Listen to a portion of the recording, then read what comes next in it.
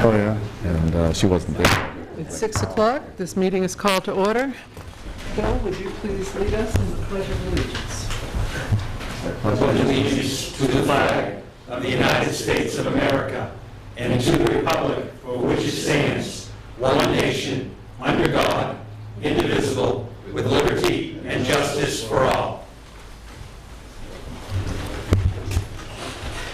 All right.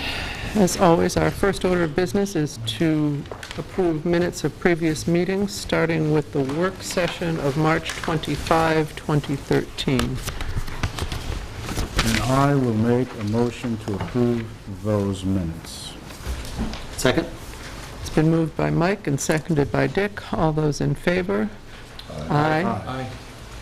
Opposed? Those minutes are approved. Moving on to the regular Select Board meeting of March 25, 2013. If no one else is ready, I will make a motion to approve those minutes as well. Second. It's been moved by Mike, seconded by Bill. All those in favor? Aye. Opposed? Those minutes are approved. And finally, we have the non-public minutes of March 25, 2013. Madam Chair, in reviewing those minutes, it appeared to me that the first bullet point there did not really accurately reflect what we discussed, and I have an amendment to make to that. All right. I would like to strike the first phrase, which reads, Mr. Freitas discussed the release of an employee and substitute that with Mr. Freitas discussed an infrastructure change regarding the finance department. He proposed eliminating the position of, what do we call that position? Finance officer. Finance officer, and creating the position of finance director. And then it would continue as it was by saying Mr. Freitas sought permission and so on. Okay. So are you moving that? I would move to approve the minutes with the amendment I suggested. Okay. Second that as well. So the amended minutes of the non-public meeting have been moved by Mike, amended and moved by Mike, and seconded by Bill. All those in favor? Yes. You're voting on his amendment. On the minutes overall, I believe I recused myself from part of that meeting. that's true. So that You were means also there, right, you were there, you were there for that part. Oh, no, I left. but for this part of it, you were This there. part, you were there. Oh, okay. So that's fine. All right. All those in favor? Aye. Aye. Opposed? Those minutes as amended are approved, and could you give the language of your amendment to Kate so she can get that Yes, ma'am. fixed? All right, announcements. The Select Board will meet on the following dates. Regular meetings at 6 p.m. on Monday, April 22nd and May 13th, 2013. Work review sessions prior to the regular meeting will start at 5 p.m. All of these meetings will be held in the Town Hall unless otherwise posted. Weather observations for the month of March are available in the Town Hall. Citizens wishing to be listed on the Select Board agenda should notify the Town Hall before 12 p.m. on the Friday before the scheduled meeting. George Bald will speak about the Local Government Center on Tuesday, April 9, 2013 at the Tilton Senior Center at 7 p.m. for anyone who's interested. Okay, and moving on to new and other business, our first item on the agenda is Dick Lewis's proposal concerning discussion of the Tenney Mountain Highway development issues. And I would like to just start the discussion on that by reading a statement. We tabled it at the last meeting and said that we would take time to think about the contents and make some recommendations. I'd like to say that the town followed an established process with regard to development on Tenney Mountain Highway. 3 petitioned amendments to the zoning ordinance were submitted. There was a public hearing at which citizens had the opportunity to speak in favor of and in opposition to the amendments. The planning board voted concerning the amendments, with the majority voting to recommend against all three. After the public hearing, public meetings of the planning board or select board were not the place for citizens to further voice opinions concerning the amendments. Elections were held with a decisive majority of citizens voting against the amendments. The issue of economic development on Tenney Mountain Highway was thus closed by the voters. As a matter of information, voter turnout for the election was the highest Plymouth has seen in many years. The appropriate forum for future discussion about economic development in Plymouth will come during the review and revision of the town's master plan or when future amendments to the zoning ordinance are submitted. I don't believe it is the place of the Select Board to conduct a separate forum for this purpose. I have faith in the people of Plymouth to resolve their differences and move forward, and since the election, our citizens have been working together as they always do. And I would invite other board members to join the discussion on that. Well, I guess, I mean, I agree with you on a couple of those points. I mean, I too have faith in the residents of Plymouth to sort of deal with this issue. What I was proposing is that, or I'll back up a little bit, you know, for 20-plus years, I've always said that if any individual who comes to a meeting, a public meeting on a development project especially, if they come to that meeting and they leave mad or disappointed or upset that their comments weren't either heard or listened to with respect or whatever it may be, if that person leaves disappointed, then I think the process has failed in some way. And I think that, you know, while I, as a member of the planning board, stood down from the discussions on the sort of the first phase of the Riverview Landing project, you know, I sort of followed what was going on and the aftermath of some of the people coming both to the planning board and to this board to voice concerns, et cetera. I mean, demonstrated to me that I think there was some failure of the process. And I think both residents and people sitting in the audience and board members were frustrated with the process to some degree. I mean, I think that seems to be pretty evident, given some of the comments and the back and forth that took place. You know, again, my thought was that the sort of the discord, as I described it, you know, that was generated through this whole process, I think needs to be addressed in some fashion. Because I think, again, if we just dismiss it and push it under the rug, it's just going to come up again. And I think we need to try to address it, talk about it, come to some agreements on, you know, points of agreement. You know, all parties aren't going to agree on everything. That's part of the democratic process. But I think that there needs to be some attempt to try to deal with some of these issues. I was not putting this out there as a suggestion that the Board of Selectmen or the Planning Board, you know, sort of take hold of this suggestion and run with it kind of as the leader of the pack. I mean, I think it needs to be sort of a broader discussion, a roundtable kind of discussion amongst all parties concerned, so that, you know, all of the issues, all of the concerns, all of the thoughts and ideas get put on the table, and so everyone can hear all of these things at the same time, and just try to deal with them in some fashion. You know, as I've said here, as I've said at the planning board, I'm a strong, long-time believer in a public process. And again, I think part of that public process is people thinking that they're being heard in some fashion. And I think there are people out there who believe that really did not happen. And I think it's in the interest, the long-term interests of the town and the planning board and this board to deal with it in some fashion now, as opposed to just sort of letting it fester for a period of time. Dick, I'm not clear what you are proposing then. How do you suggest that this forum or this process, which is outside of the usual governmental process, I guess, how would it occur? Well, I guess, sort of a tool that has been used in planning procedures for a period of time is just, kind of a charrette process. I guess when I was putting, sort of drafting up the statement that I read at the last meeting and kind of going through one draft and a second draft, the idea in my head was that we have an independent moderator come in, that we have people sitting, maybe at one table from, representatives from various boards, and we have the public out there, and we just kind of open it up. The moderator's job is to pull information out of people if it isn't coming easily or willingly, sort of get all the issues, have some whiteboards, get things up there so people can see them, digest them a little bit, think about them, and react to them. And, the outcome would be decided by the group.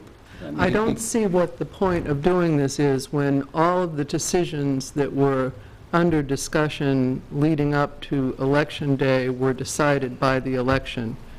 I just don't, and there is nothing, as Mike said, there's nothing within our governmental process that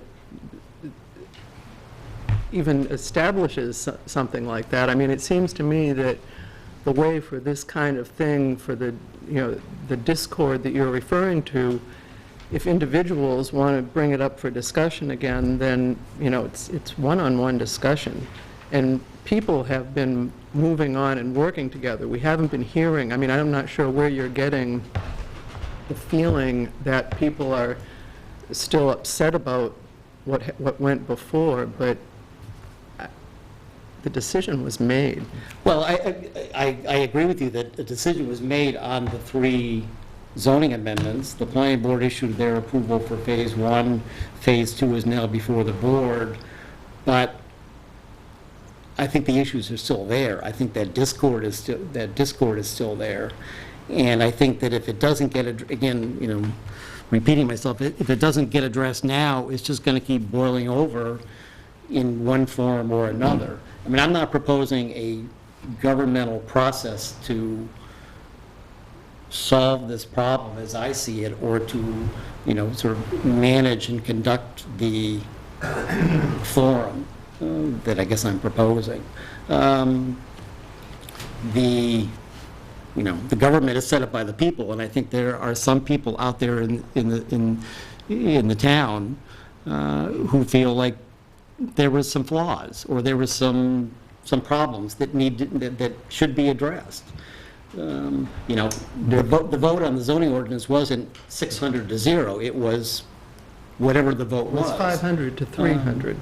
Well, so there are 300 people out there that potentially have some concerns. And I think that if we dismiss their concerns and sort of push them aside, we are not serving or representing those individuals. And our job is to represent everybody. It is our job to represent everybody, but in every election, there is one side that's not happy with the outcome, and sometimes it's a huge majority and sometimes it's a tiny majority. But you're going to have the side that comes out winning and the side that comes out losing. With all due respect, kind of what you're proposing is, let's adopt the Washington model, and that's not really working for anybody. That's not really fair to say. This entire country, every town, every county, the state and the federal governments all work in a democratic way by voting for things. They vote them up or down. And I don't think that I would be willing to guess that there's going to be some controversy about phase 2 at that same property, and maybe at other properties as well. And as far as I can tell, and what I've learned over the years, is that the zoning board, the planning board, deals with those issues. If there are people who are dissatisfied enough, they go to the Superior Court. If they're still dissatisfied, they can go to the Supreme Court. All of that has happened here. And of course there's some discord, because there's been a tremendous disagreement about that. And I suspect that that disagreement is going to continue to some extent, but I don't think it's going to help to set up some sort of, this would be some sort of non-binding discussion group. I don't understand how that fits into the model of government that we subscribe to. I don't believe that the select board is the proper forum for this type of proposal. There have been I would call it boiling issues in this community for years. And the town government has developed this comprehensive planning and zoning process with the input of the voters over the years to address these issues in a fair manner. And if we try to interfere with that process, we're going to undermine that established procedure. I just don't think that this is the proper forum for this type of proposal. Well, again, my thought was not to have this be managed, controlled, funneled by this board or the planning board. I mean, I was putting out a general thought and concern. Because again, 28 years of municipal experience, I mean, I have never seen such discord and animosity created over a project that I've been witness to. Well, and I think that if you'd been watching the process when the planning board and zoning board was looking at it during the whole Lowe's. I was on the zoning board. Right. I mean, that was as much discord, and certainly. I mean, it's been there. Bill? Well, I just kind of feel that, if there are any kind of differences of opinions or, concerns, it's going to be brought out in the Phase 2, review regardless. So we'll still have everyone able to express their opinions one way or the other during the next negotiation or at presentations before the planning board. And the development of the master plan, that's another opportunity for people to come forward and, speak, for or against whatever perception they have. I do agree that the election was pretty telling, though.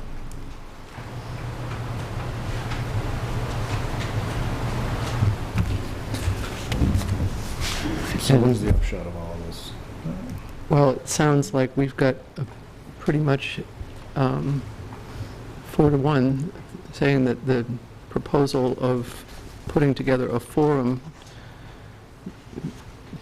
for the process that Dick had proposed we're not in support of it.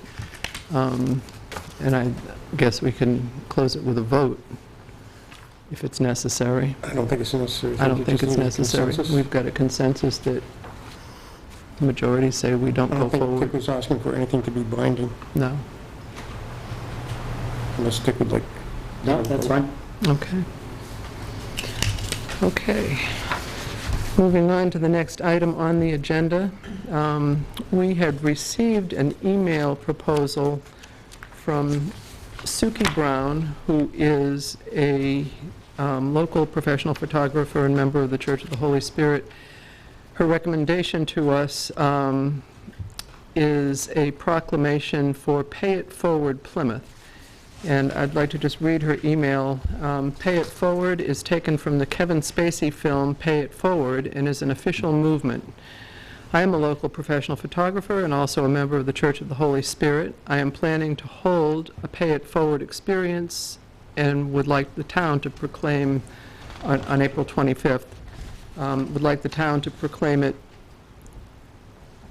Pay It Forward Plymouth Day. I am organizing an event that would start out at Griswold Hall on Highland Street, and from 4 to 6:30 that day, folks would go out in groups and perform random acts of kindness. What could be better than that? Pay It Forward Day is Thursday, April 24th. I'm sorry. Last year, folks from 52 countries participated, including 36 states and 41 cities here in the United States that had proclamations. This year, our goal is to inspire 5 million acts of kindness. And she provided us with a template for a Pay It Forward proclamation, which essentially says, whereas the aim of Pay It Forward, of the Pay It Forward concept, is to promote community spirit through intentional acts of kindness, and whereas the Pay It Forward novel, written by Catherine Ryan Hyde in 2000, has inspired the creation of a movie, a nonprofit foundation, and a movement that has been vital in inspiring millions of good deeds all over the world. And whereas Pay It Forward Day was created in 2007 in Australia to further the altruistic movement of goodwill, and whereas Pay It Forward Day is a worldwide effort being supported by people in more than 52 countries on 6 continents, and whereas Pay It Forward Day encourages people to do good deeds for others without asking anything in return except for the recipient to pay it forward to others in need, and whereas together we can make a difference by creating a positive change in our community and world, one good deed at a time. And it goes on with signature block. So, your thoughts on this? It's a great idea. Doesn't cost anything. Sounds nice. Yeah. Is it April 24th? Yeah, if it's, Is April- okay. I'm sorry, it is, Oh. 25th. okay, Thursday is the 25th, so the original thing from her said April 24th. Well, I would make a motion that we proclaim Thursday, April 25th, 2013 as Pay It Forward Day. I'll second that one. All right, it has been moved by Mike and seconded by Bill. All those in favor? Aye. So it will be, and I will sign the proclamation now. Okay.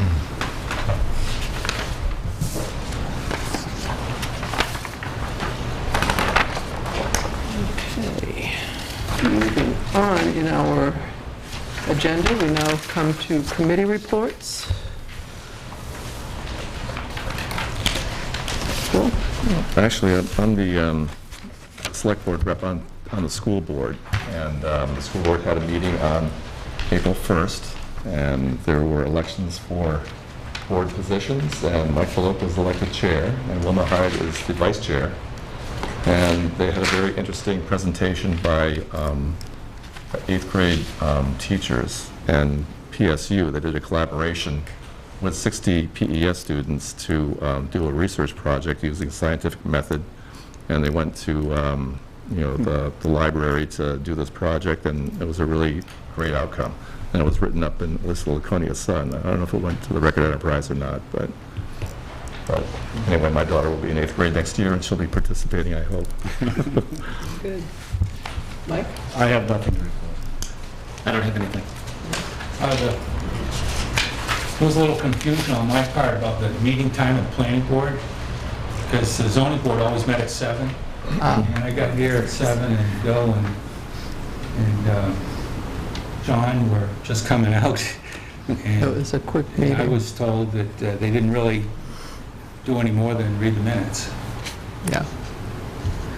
Okay, but that's resolved now. And I've actually got a report from the Campus Community Council, which met on the 26th. PSU is working with the Plymouth Planning Board on the revision to the university's master plan, so that's something that you'll be involved in as planning board members. Spring Fling will take place on Friday, May 3 and Saturday, May 4, with events at the same locations that they were last year, which really worked well as far as noise levels around town. Additional information will be provided concerning Spring Fling in ads in both the Penny Saver and the Record Enterprise, as well as on PBTV. On Friday, April 26 and Saturday, April 27, the Student Showcase of Excellence will be held in the university's gymnasium on Holderness Road. And this program will feature PSU student research projects from a variety of disciplines, from science to the arts to the humanities. And both days' events are free and open to the public. There will also be a public input session with Friends of the PEMI on Tuesday evening, April 30, 2013, at PSU's Ice Arena and Savage Welcome Center. And Friends of the PEMI is a group whose focus is the Pemigewasset River from Livermore Falls to the courthouse here in Plymouth. Their leadership includes the Plymouth Rotary Club, the Town of Holderness, the New Hampshire Department of Resources and Economic Development, and the New Hampshire Fish and Game Department.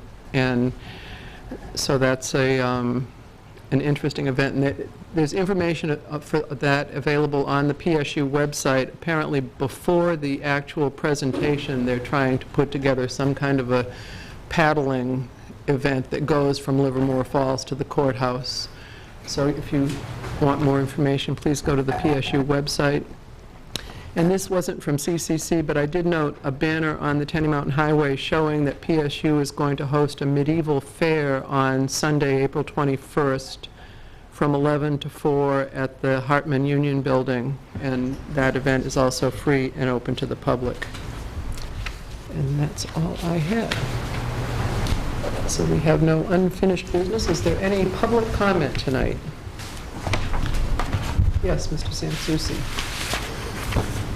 I guess I'd like to comment on Mr. Lewis's idea. I think, I understand his thinking to a small extent, very small, but I also think the board has made the right decision. No matter what you do, there's always going to be somebody upset. I mean, I sat where you're sitting right now, only there was 3 of us instead of 5 of us. We made decisions, we pleased some people, we upset some people. And I think the chair lady said it exactly right. The decision was made at the ballot box. End of conversation, that's it, it's over with.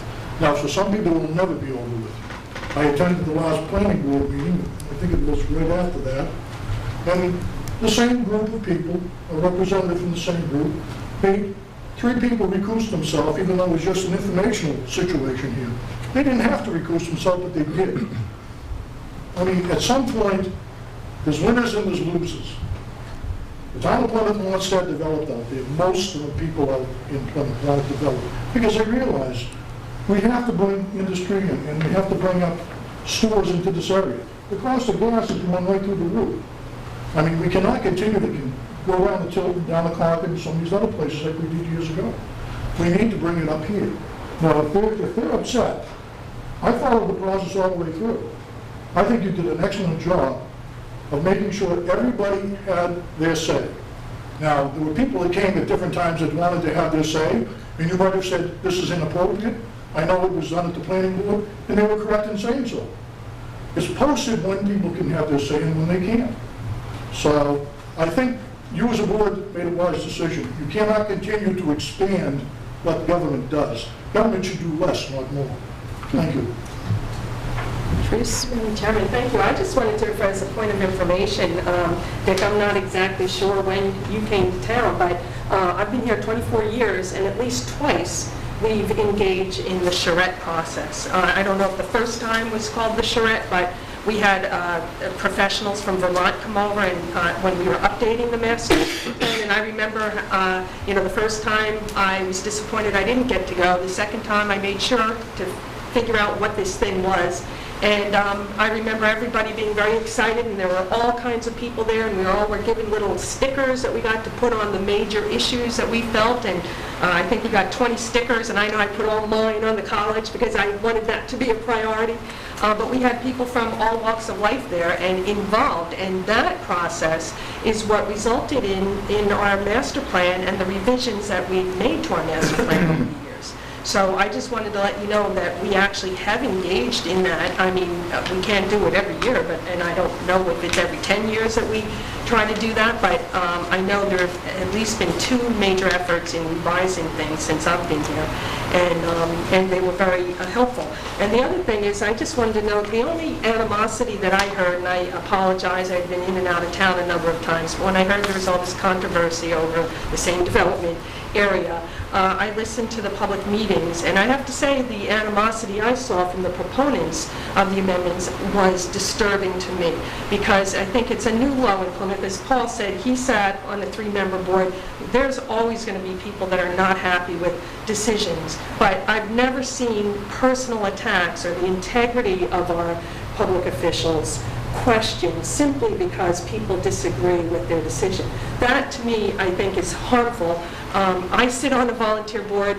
You guys are all volunteers. Our planning board members are volunteers, and that's a really tough job. They give a lot of hours to our community in this volunteer capacity. And if we have people that are going to be insulting people or attacking their credibility and their integrity simply because they make a different decision than what the people would like, I'm concerned about that. It's going to be very hard to find people who are willing to serve on our volunteer board. So I'd just like to thank all of our selectmen, all our planning board members, all of our volunteers for sticking in there and through tempestuous times on behalf of all the people. So thank you very much. Yes, Mr. Kelly. John Jonathan Plymouth. Two things, one real shot. If the opposition of the project out on Tenney Highway had a solution that they could come up with, then I would be all for listening to that solution. I've been on the board, the Selectboard, whatever, for about 7 years now, and I've listened to this malarkey for ever since then, and they have never come up with a solution that we could get more commercial businesses into Plymouth. All they keep saying is we don't want anything. Second thing I made some copies that have to do with income approach to assessing. I gave a copy to Katie, but I don't know whether she read it or not, and she will be, so maybe she didn't. So I made copies for the select board, and if possible, I'd like to give it to you so you could review it, and then maybe sometime in the future, I can sit down and talk to you. It is possible to get all of the information. Internal Revenue requires all the information. The state requires information. If you give either one of them the wrong information, you're in trouble. You also have to have certain information, certain answers, even for permit of occupancy. So the idea that the landlord won't give you the information is a pretty lame excuse. And I think both of these items on pieces of paper would explain it in detail so that at least everybody would be able to recognize what they're doing instead of just throwing up their hands and saying, oh my God, we can't do that. So I'd like to pass these up. Yep, you can bring them up right now if you'd like.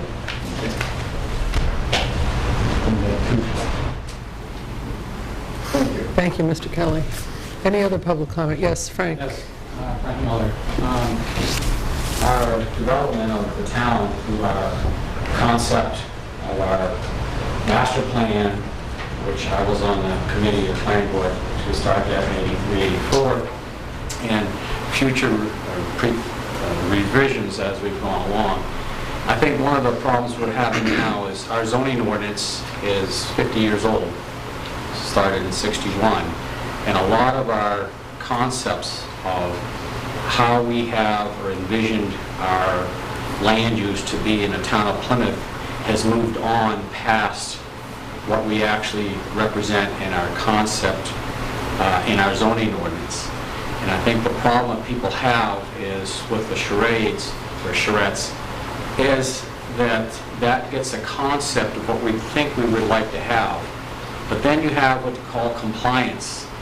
And those items are the federal, state, local laws, rules, regulations, codes, and standards that actually tell us how we'll actually make something, put a building together. And those compliance issues are changing just as much as our concepts for land use. And I'll give you an example. Our zoning ordinance now is forcing us, by its specifications, to sprawl out. In other words, we've got all these setback rules, we've got all these rules for areas and stuff like that, that forces everybody to spread out. Well, now we're realizing maybe that's not the best use of our resource. Maybe we want to kind of pull it in and maybe go up a little higher than sprawl out. At the same time, there are new environmental rules based on environmental mitigating technology things that come about, that we have now new rules for compliance on how we deal with our land use. And so the problem is it's very difficult for the average person to keep pace with changing concepts of land use and changing compliance issues with specific rules on how we actually do what we want to do in our town. And I think one of the things that we do need to look at in updating our zoning ordinance and our master plan is the fact that a lot of our zoning elements that we have in our ordinance right now are non-effective because they are past, they don't meet the description, they don't meet the requirements that we thought we wanted to see our town advance through the proper development. So I think this element out on Tenney Mountain was a combination of confusion between concepts of how we were going to do something and what we were going to do. And then the other element is the compliance issues that have changed. The first of this year, there was a new law that changed on that the developer has to comply with environmental issues that exceeded our environmentally sensitive zoning specifications. But that's the part I spoke to when I spoke against the petition. Is the fact is, had that gone through, it would have been a technical infeasibility because you would not be able to comply with the other parts of our ordinance on the same zone. And that's one of the things that we need to look at so that the document is actually a functional document that people will try to comply because you can comply with it. Yes. I wanted to make a comment to Dick Lewis and kind of an explanation. There was an opportunity for a public hearing for the design review for Riverside Landing, and there was a paper in front of me at the start of that meeting. There was the RSA's on handling a design review, and it stated in the RSA that you did not have to have a public hearing.